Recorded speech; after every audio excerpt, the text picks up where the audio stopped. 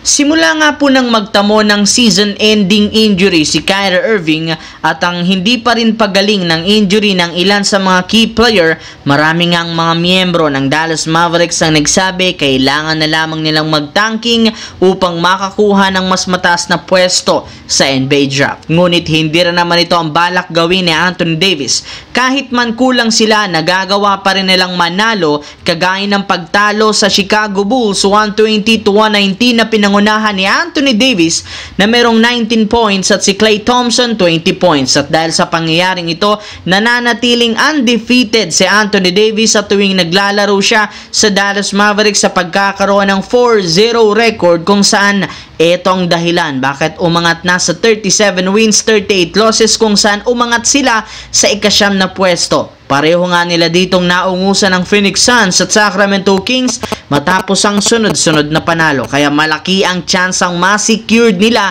ang pwesto sa play-in tournament. Samantala, nakabawi nga agad ang Los Angeles Lakers sa kanilang nakakahiyang pagkatalo sa Chicago Bulls matapos maipanalo ang laro kontra sa Memphis 134-127 na pinangunahan ni Luka Doncic na merong 29 points, LeBron James 25 points at higit sa lahat si Austin Reeves na merong 31.7 rebounds, 8 assists kasama na ang crucial basket sa huling minuto para maselyuhan ang panalo. Kaya maraming mga analysts ang nagsabi, jackpot. At sobrang nakatipid nga ang Lakers kay Austin Reeves dahil kahit hindi ganun kalakihan ang kontrata nito sa team, pang superstar nga ang performance niya sa laki ng scoring at impact nito. Ito na rin naman ang itinuturing na best third option sa buong NBA na siyang rason bakit nagagawa ng Lakers na manalo at umabante sa top 4 sa record na 45-29. At ang maganda pa dyan, hawak rin naman nila ngayon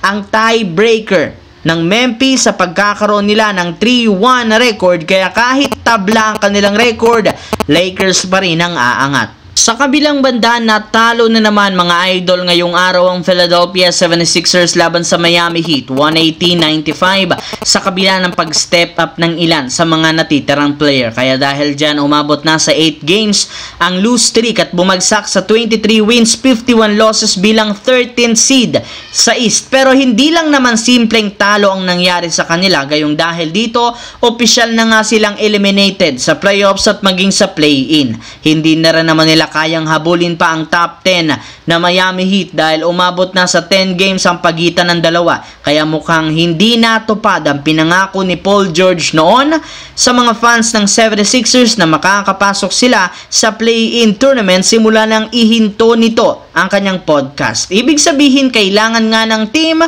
na maghintay na naman ng ilang buwan para sa kanilang magiging kampanya next season. Anong masasabi nyo dito mga idol?